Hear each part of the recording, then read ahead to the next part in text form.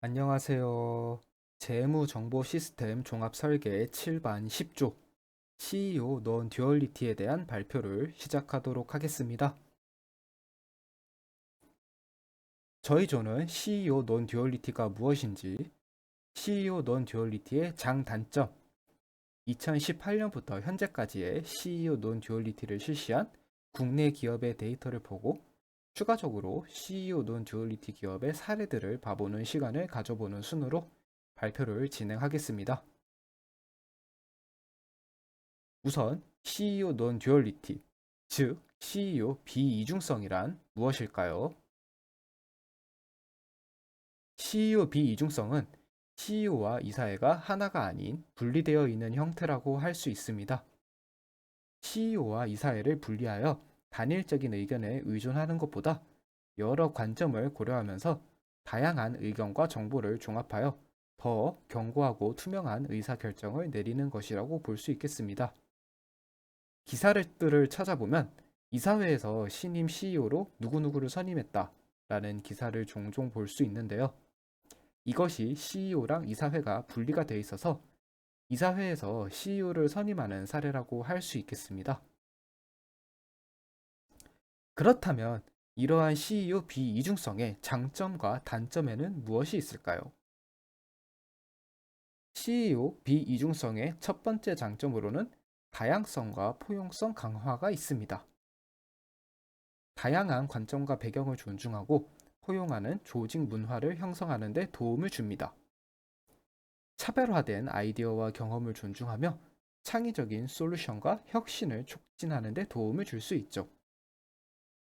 두 번째 장점으로는 더 나은 의사 결정을 내릴 공산이 크다는 점도 있습니다. 다양한 의견과 정보를 종합하여 더 견고하고 균형 잡힌 의사 결정을 내리는 데 도움을 줍니다. 여러 관점을 고려하면서도 중요한 요소와 우선순위를 신중히 평가할 수 있으며 이를 통해 조직의 장기적인 성공을 촉진할 수 있습니다. 또 다른 장점으로는 조직의 위험을 감소시키는 데 도움을 준다는 점이 있습니다. 단일적인 의견에 의존하는 것보다 여러 관점을 고려하면서 의사 결정을 내리면 잠재적인 위험을 사전에 파악하고 대처할 수 있습니다. 이번에는 CEO 비이중성의 단점에 대해서 얘기를 해보고자 하는데요. 첫 번째 단점으로는 비효율성과 시간 낭비가 있습니다. CEO 비이중성은 의견 수렴과 토론을 위한 시간과 에너지를 소비하게 됩니다.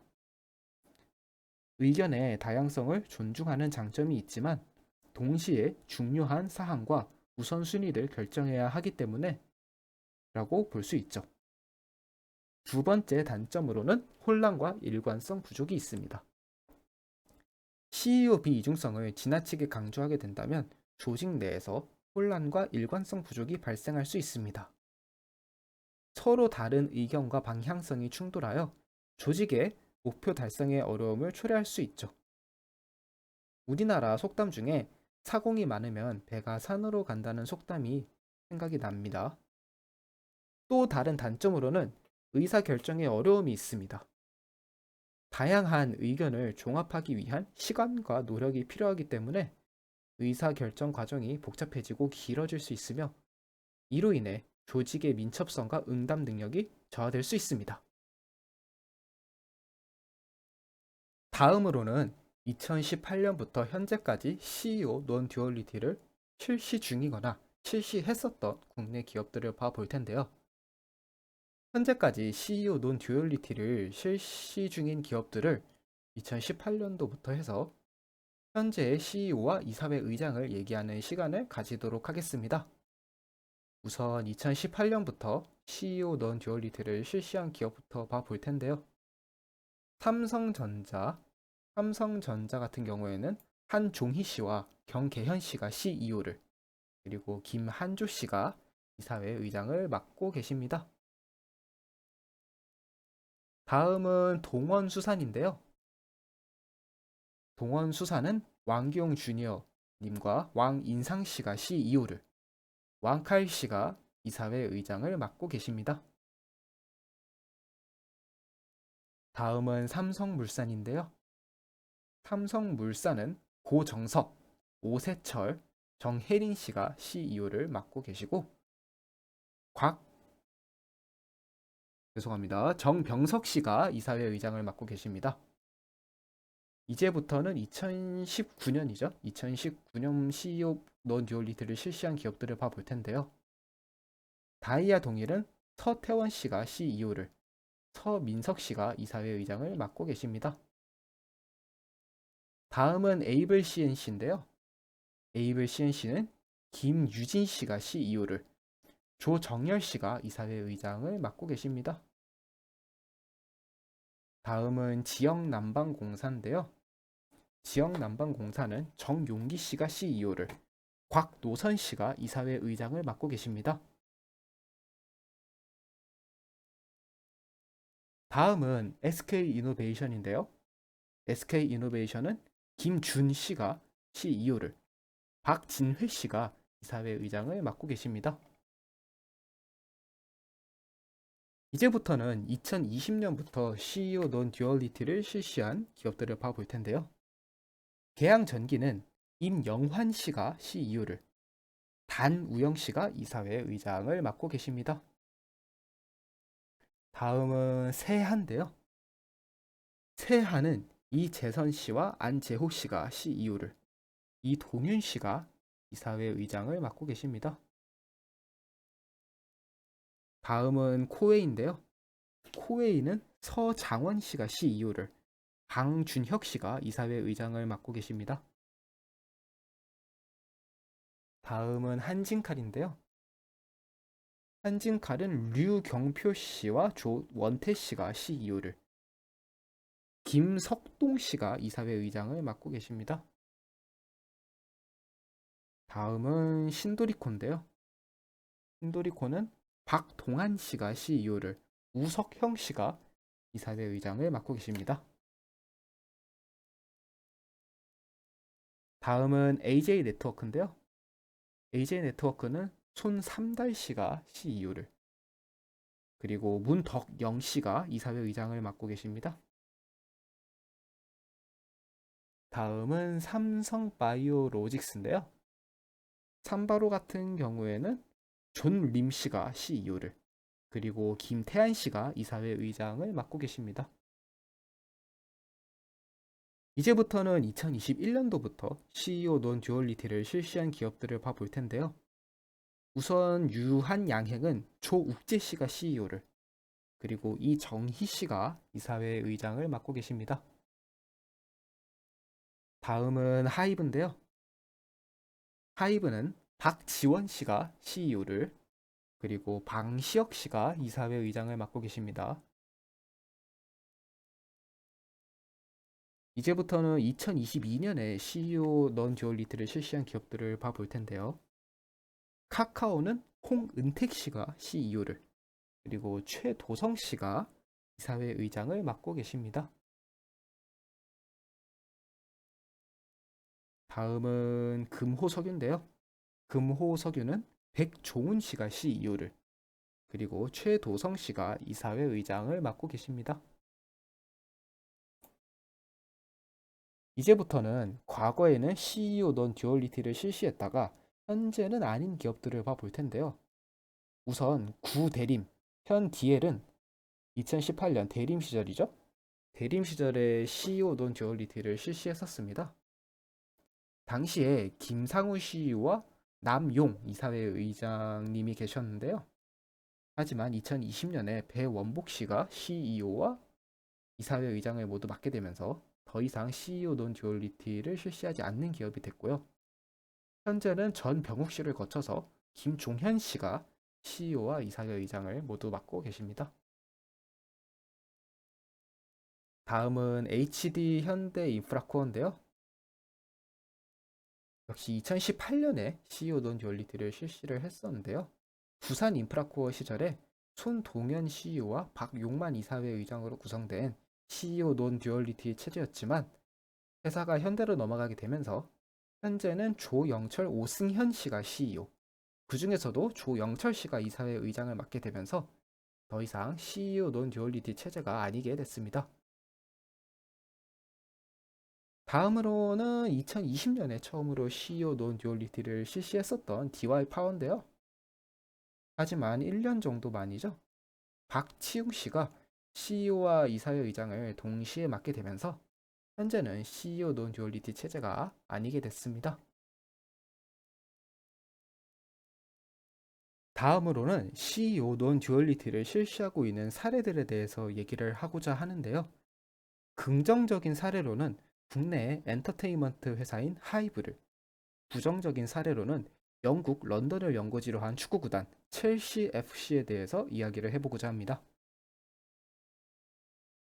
하이브는 앞서 자료에서 봤듯이 2021년도에 이사회 의장과 CEO를 겸임하던 방시혁 씨가 회사가 확장됨에 따라서 CEO 자리를 빅히트 H&Q의 CEO이자 과거 넥슨 코리아의 CEO였던 박지원 씨에게 넘기고 이사회 의장 자리에 집중을 하게 됩니다. 방시혁 씨는 현재 하이브의 이사회 의장이자 최고 주주이기도 한데 여러 기업을 M&A를 하면서 회사를 확장시키고 각 자회사들마다 CEO 자리를 부여하면서 확실하게 역할 분배를 해주고 그 결과로 후에 언급할 놀라운 성과들을 거두게 됩니다. 방시혁 의장은 방탄소년단의 성공에 안주하지 않고 방탄소년단 원툴로 끝나는 게 아니라 적극적인 투자로 하이브 세계관을 구축하는데 크게 기여한 굉장히 훌륭한 사업가로 보입니다. 하이브는 2021년 7월에 방시혁 씨가 CEO 자리에 사퇴하기 이전에도 이미 2019년 당시 인기 여자 아이돌 팀이었던 여자친구가 있었던 소스뮤직을 사들였고요.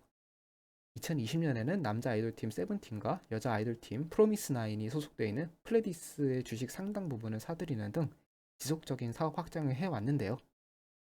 2021년 3월에는 회사명을 빅히트 엔터테인먼트에서 하이브로 변경하고 4월 달에는 현재 하이브 아메리카의 CEO를 맡고 있는 스쿠터 브라운 씨가 대표로 있는 미국 레이블 회사인 이타카 홀딩스를 인수하면서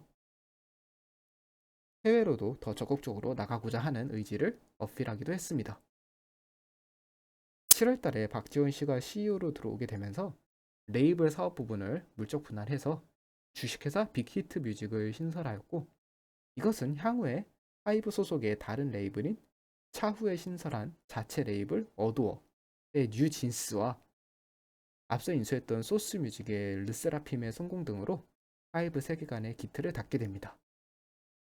네이버의 아이돌 팬 커뮤니티 공간이었던 브이라이브를 자회사인 위버스에 병합시키면서 현재 아이돌 팬 커뮤니티 분야에서도 1위 반열에 오르는 성과도 있었습니다. 하이브를 얘기하는 데 있어서는 방탄소년단과 뉴진스의 이야기를 빼놓을 수 없을 것 같습니다. 방탄소년단은 중소기획사였던 빅히트 엔터테인먼트를 국내 4대 연예기획사의 위치로 끌어올린 1등 공신입니다. 싸이가 강남스타일로 전 세계를 놀라게 한 이후로 다시는 나오지 못할 줄 알았던 빌보드 차트 1위를 기록했고요. 사실 개인적으로는 남자 아이돌에게 별로 관심이 없는데 그럼에도 불구하고 2022년 카타르 월드컵에서 방탄소년단의 멤버인 정국 씨가 개막식에서 월드컵 주제가를 부르는 모습을 보면서 전율이 돋았던 기억이 있습니다.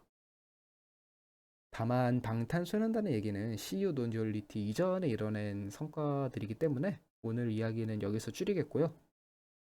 CEO 논 듀얼리티 이후에 하이브의 가장 눈에 띈 성과는 단연 뉴진스라고 할 수 있는데요. 하이브는 2021년 11월에 음악 산업의 문제를 해결하는 것을 사업의 방향성으로 잡고 있고 민희진 대표도 기존 사업의 정형화된 루틴을 벗어나서 용기 있게 새로운 활로를 적극적으로 모색해 대안적 출구를 만들어 보겠다는 의지가 있었으며 그것이 어도어 레이블을 설립한 이유라고 밝히었고 하이브 산하에 새로운 레이블 회사인 어도어를 설립하게 됩니다. 그리고 뉴진스는 2022년 7월에 어텐션으로 데뷔한 이래로 하이보이, 디토 등의 훌륭한 음악과 뮤비는 물론 Y2K 패션 열풍에도 크게 기여하는 등 요즘 트렌드를 이끄는 원탑 아이돌이 되게 됩니다. 이러한 트렌드를 이끈 어도의 대표 민희진 씨는 과거 오랫동안 SM의 크리에이티브 디렉터 자리에 있다가 2019년에 빅히트의 CBO로 영입이 되었고 2021년부터는 새로 설립한 자체 레이블인 어도어의 대표 자리에 전념하면서 성공적인 역량을 발휘한 아주 좋은 사례로 여겨집니다. 하이브는 하이브 전체의 총괄 CEO라고 볼 수 있는 박지원 씨뿐만 아니라 이전에 언급되었던 하이브 아메리카의 CEO인 스쿠터 브라운과 윤석준 CEO, 전에 소개했었던 자체 레이블 어도어의 민희진 대표, 빅히트 뮤직의 신영재 대표 등 각자 본인의 역량이 최고로 발휘될 수 있는 분야로서의 업무 분야를 통해 순항 중인 대표적인 CEO 넌 듀얼리티의 성공 사례로 가져와 봤습니다.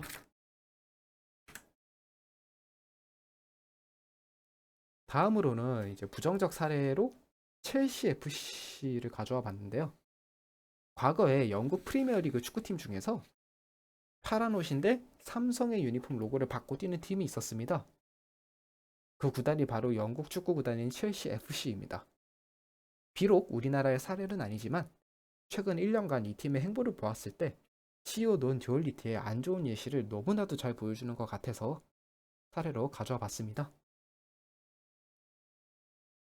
첼시는 과거 구단주가 러시아의 석유 재벌이자 우리가 러시아 재벌들을 올리가르히라고 부르죠. 이 러시아 신흥부인 로만 아브라모비치였는데요. 그는 축구에 빠진 이후 2003년 영국 런던에 있는 첼시라는 축구 구단을 인수하게 됩니다. 이후에는 많은 투자와 뛰어난 축구적인 직관으로 리그 우승과 챔피언스리그 우승을 이끄는 리그뿐만 아니라 유럽을 대표하는 팀으로 자리를 잡게 되는데요. 문제는 러시아와 우크라이나의 전쟁으로 인해 러시아발 자본 투입이 막히게 되면서 첼시 FC를 더 이상 운영할 수 없게 되었고 구단을 매각할 수밖에 없었습니다. 로만이 2022년 5월에 토드 볼리 컨소시엄에게 구단을 넘기기 전까지 이사회 의장은 2004년부터 오랫동안 브루스 벅이라는 인물이 역할을 수행했었고 그 밖에도 CEO는 2018년부터 가이 로렌스라는 인물이 역할을 수행했었고 풋볼 디렉터로는 마리나 그라노브스카야라는 분이 그 역할을 수행해 왔습니다. 첼시의 레전드 골키퍼인 파트르 체흐가 그녀를 보좌하는 역할을 수행하기도 했었죠. 일반적으로 영국의 축구판에서 CEO라는 직함은 주로 재정적인 부분을 관리하는 인물에게 주어지고 축구적인 부분을 관리하는 인물에게는 풋볼 디렉터라든지 아니면 스포츠 디렉터 같은 직함을 주게 됩니다. 풋볼 디렉터는 재정적인 부분을 담당하는 CEO의 버금가는 위상과 대우를 받는데요. 마리나 같은 경우에는 직함은 풋볼 디렉터였지만 사실상 축구적인 부분을 관리하는 CEO라 해도 문제가 없고요. 실제로 첼시 같은 경우에는 가이 로렌스 이전에 론 굴리라는 CEO가 있었습니다. 근데 사실 론 굴리라는 CEO가 2014년에 구단을 나갔었는데 아까 가이 로렌스가 들어온 게 2018년이었죠. 그동안 대략 3년 반 정도의 빈 시간이 있었는데 그 시간을 따로 CEO를 새로 선임하지 않고 마리나 그라노브스카야가 그 기간 동안 CEO 대행을 했었습니다. 풋볼 디렉터랑 CEO 대행을 겸직을 한 건데요. 그렇기 때문에 한때는 마리나에게 너무 많은 권한을 주는 게 아니냐, 마리나가 로만의 숨은 내연녀가 아니냐라는 찌라시들도 돌았었습니다. 사실 첼시는 예전에도 정상적인 구조의 경영 방식이라 보기는 조금 힘들어 보이지만 그래도 성과가 좋았다 보니 그렇게 큰 얘기가 나오진 않았었습니다. 토드 볼리가 2022년 5월에 구단을 인수한 이후에는 본인이 직접 기존의 브루스 버기 자리에 있었던 이사회 의장 역할을 맡게 됩니다. 그리고 기존의 CEO 자리, 가이 로렌스 씨의 자리였죠. 가이 로렌스 자리에는 맨체스터 시티와 뉴욕 FC를 소유하고 있는 시티 풋볼 그룹의 전 최고 상업 책임자이자 현 NFL 캐롤라이나 팬서스의 사장인 톰 글릭을 데려오게 되죠. 그리고 오랫동안 첼시에서 좋은 평가를 받아온 마리나가 구단을 떠나고 체우도 같이 구단을 떠나게 됩니다. 첼시는 토드 볼리 컨소시엄이 구단을 인수하기 전전 시즌, 즉 2020-2021 시즌 챔피언스리그 우승을 했었고 인수 전 시즌인 21-22 시즌에는 리그 3위, 챔스 8강, 리그컵과 FA컵 준우승 등 준수한 성적을 올렸었는데 토드 볼리 첫 시즌인 2022-2023 시즌 맨체스터 유나이티드에서 크리스티아노 호날두를 토드 볼리가 영입을 추진하게 되자 첼시의 당시 축구 감독이었던 토마스 투엘과의 충돌이 일어났었고 또한 페트르 체흐가 구단을 떠난 것에 대해서도 트러블이 있었습니다. 거기다가 시즌 초반 성적이 부진하자 성적을 명분으로 팬들의 지지를 받고 챔피언스리그 우승까지 시켰었던 토마스 투엘을 경질하게 됩니다. 투엘 감독까지 나가게 되면서 노만 시절에 첼시에 있었던 모든 운영진과 스텝이 다 물갈이가 돼버린 거죠. 하지만 토마스 투엘을 대신해서 이사회에서 선임된 그레이엄 포터 감독이 이전 팀이었던 브라이턴 허브 알비언에서 보여줬던 본인의 장점이 아닌 단점만을 보여주다가 경질이 되었고, 톰 글릭 CEO 주도하에서 새로 선임했었던 상업 디렉터인 데미안 월로비라는 분은 여성 축구 에이전트인 카탈리나 킴에게 성적으로 부적절한 메시지를 보냈다가 해고가 되는 해프닝도 있었습니다. 토드 볼리는 로만 시절 디렉터로 활동했던 마리나 자리에 새로운 사람을 따로 뽑지 않고 본인이 직접 마리나가 했던 직무까지 나섰는데요. 문제는 지나치게 많은 선수 영입으로 인한 선수단 분위기 저해, 그리고 선수 계약 과정에서 미국 야구에서나 볼 수 있는 6년, 7년 같은 장기 계약까지 해버리면서 선수가 실패했을 때에 대한 리스크를 떠안게 되었다는 비판을 피할 수 없게 되었습니다. 계약을 장기로 하게 된다면 회계 장부를 나눠서 쓸 수 있다는 그 할부 기간이 길다는 장점을 보고 한 건데요. 기존 축구계가 장기 계약을 해도 최대 5년 정도 하는 행보가 일반적인데 그거랑은 대조적이었죠. 그 중에서도 엔조 페르난데스라는 선수와 미하일로 무드릭 선수는 무려 8년 반이라는 계약 기간을 가지고 계약을 했는데, 엔조 같은 경우에는 활약이 괜찮아서 큰 문제가 없었지만 무드릭 같은 경우에는 시즌 초반에 굉장히 좋지 못한 모습들을 보여주면서 구단과 팬들 모두가 8년의 걱정거리가 되어버렸습니다. 토드 볼리 같은 경우에는 첼시의 구단주이기도 하지만 메이저리그 야구팀의 LA 다저스 지분의 20%, 그리고 NBA 농구팀 LA 레이커스의 지분 27%를 보유한 공동 구단주이기도 한데요. 기존의 첼시 시스템을 무리하게 뒤엎고 미국 시장에서 성공했던 본인의 철학을 잉글랜드 축구판에 적용을 시키려다가 축구 내적 외적 할 거 없이 처참히 실패하고 말았습니다.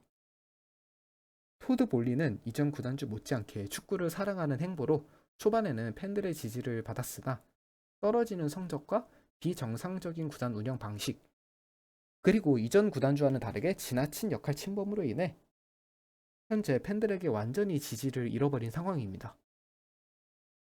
최근에는 토드 볼리가 본인의 과오를 인정하고 주로 재정 관련 업무를 많이 보던 CEO를 톰 글릭에서 지난 5월 30일에 크리스 유라색이라는 사람으로 새로 선임을 했고요. 그 밖에도 본인은 최대한 축구에 대한 간섭을 줄이고 축구 분야에 더 전문적인 인물을 구단에 데려오겠다고 컨펌을 한 현재 상황입니다. 이렇듯 첼시의 사례는 이사회와 CEO는 분명히 분리가 되어 있지만 사실 이게 이름만 분배가 되어 있지 실질적인 업무에 대한 부분은 열정만 넘치는 의장의 지나친 간섭으로 인해서 그 업무 시스템이 망가진 사례라고 볼 수 있겠습니다. 그리고 아무리 회사에 돈이 많고 인재가 많아도 잘못된 이사회와 운영진이 구성되어 있을 때 어떤 식으로 구단이 몰락할 수 있는지 보여준 좋은 사례라고 할 수 있을 것 같습니다. 물론 이제 1년밖에 안 됐기 때문에 토드 볼리가 개과천선해서 첼시를 다시 예전의 위상으로 올릴지 보는 것도 흥미로울 것 같습니다. 이상 10조의 CEO 논 듀얼리티에 대한 발표를 마치겠습니다. 청취해 주셔서 감사합니다.